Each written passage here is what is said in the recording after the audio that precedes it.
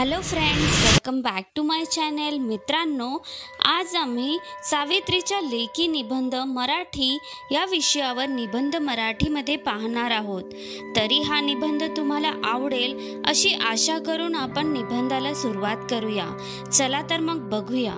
भारताच्या प्रथम महिला शिक्षिका, एक उत्तम कवयित्री, अध्यापिका, समाजसेविका आणि मुलींसाठी शाळा सुरू करणाऱ्या देशातील पहिल्या शिक्षिका, घराघरात ज्ञानज्योत लावणाऱ्या क्रांतिज्योती सावित्रीबाई फुले यांची आज जयंती आहे.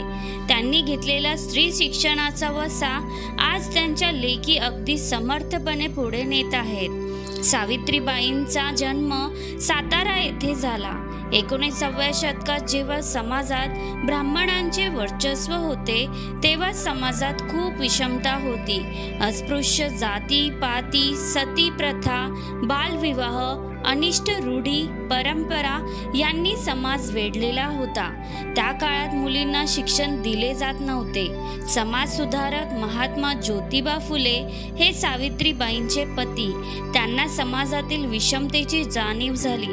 तेव्हा त्यांना असे दिसून आले की घर चालवणारी घरची स्त्री हीच मुळात अशिक्षित आहे.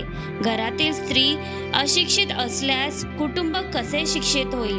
समाज सुधारण्यास गती मिळणार नाही.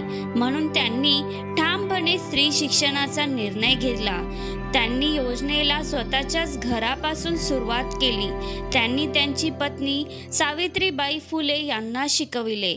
त्यांचा प्रवेश एका प्रशिक्षण शाळेत करविला.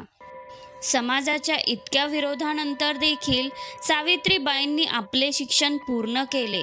शिक्षण पूर्ण केल्यानंतर या शिक्षणाचा उपयोग समाजातील महिलांना शिक्षित करण्याकरता करावा असा विचार सावित्रीबाईंनी केला. पण हा विचार एखाद्या आव्हानापेक्षा कमी नव्हता, कारण त्या काळात महिलांना शिक्षणाची परवानगी नव्हती.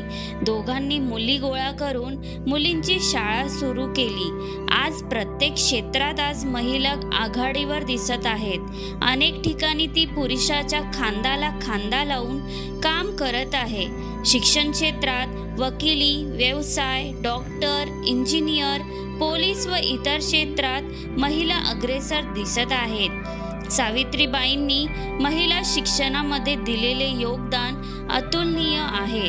त्यांच्या तपस्येतूनच आजची महिला शिक्षित झाली. नवनवीन क्षितिजे गाठण्यात यश हे सावित्रीबाईंच्या खडतर तपस्येमुळेच.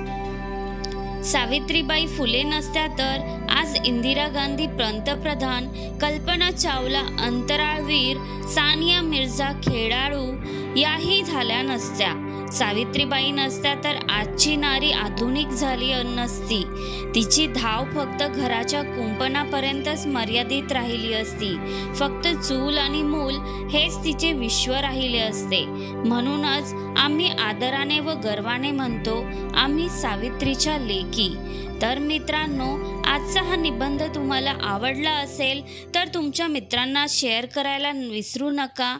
आणि जर अजून काही मुद्दे तुम्हाला ॲड करायचे असतील तर मला कमेंटमध्ये नक्की लिहून कळवा.